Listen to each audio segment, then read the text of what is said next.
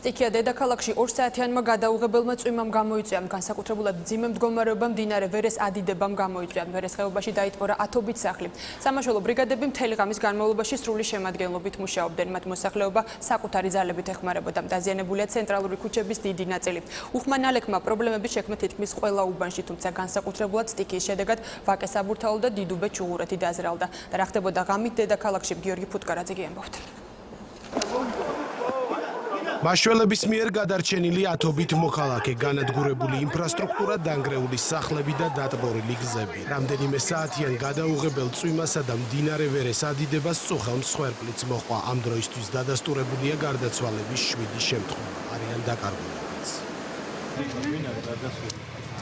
მეზობლის 2 და დაახლოებით 1.30 და 40 წლის ეს. ეხლა იპოვეს. მეზობლები არიან დაკარგული, ერთი მამაკაცია, 3 ქალბატონი და ბავშვიც არ ჩანს რა, რა ვიცი, ღმერთმაქნას რო გამოჩნდნენ.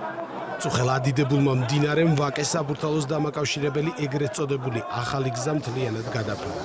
წყალქვეშ აღმოჩნდა ავტომობილებიც, მდინარე ვერეს საცხოვრებელ სახლებში შეიჭრა. კალაპოტიდან გადმოსულმა მდინარემ გმირთა მოედანი და მტკვრის მარჯვენა სანაპიროს ნაწილი დატბორა. წყალმა ჯებირი გაარღვია, პრობლემები შეექმნა თავდაცვის სამინისტროსაც.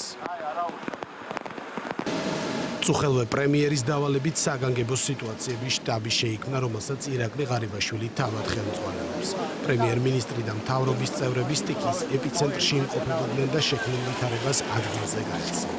ამ ადამიანმა გადაარჩინა, რაც თავარია, ეს არის ძალიან მნიშვნელოვანი, რომ ამ კაცმა გადაარჩინა. თავისუფალია ეხლა. მოგვიანებით შტაბის ხდომაც გაიმართა, სადაც კონკრეტული დავალებები გაიცა უწყებებზე, რომ მოქალაქეებს მაქსიმალურად სწრაფ ვადებში აღმოუჩინონ დახმარება. მთავრობა ზარალის ანაზღაურებას საკუთარ თავზე იღებს. ზარალი არის საკმაოდ სოლიდური და ამას სჭირდება არა მხოლოდ ფინანსები, არამედ დროს მოითხოვს და ამის აღდგენა სჭირდება დრო. ყველა სამსახურს მიეცა დავალება. მერიის სამსახურებს, სამინისტროებს. ზარალზე დღეს ახლა ამ წუთში რა თქმა უნდა მე არ შემიძლია რაიმე კონკრეტული გითხრათ. მუშაობთ, ჩვენ ოჯახებს შევალთ, დავეხმარებით. პროცესებს კოორდინაციას უწევს სახელმწიფო უსაფრთხოებისა და კრიზისების მართვის საბჭო.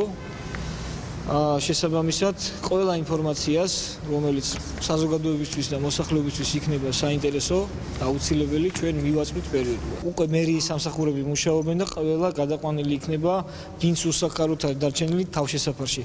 კრიზისების მართვის საბჭოს ხელმძღვანელი და შინაგან საქმეთა სამინისტრო მოქალაქეებს მოუწოდებენ შექმნილი ვითარებიდან გამომდინარე გადაადგილებისას გამოიჩინონ მაქსიმალური სიფრთხილე და ავტომობილებით გადაადგილება მაქსიმალურად შეზღუდონ.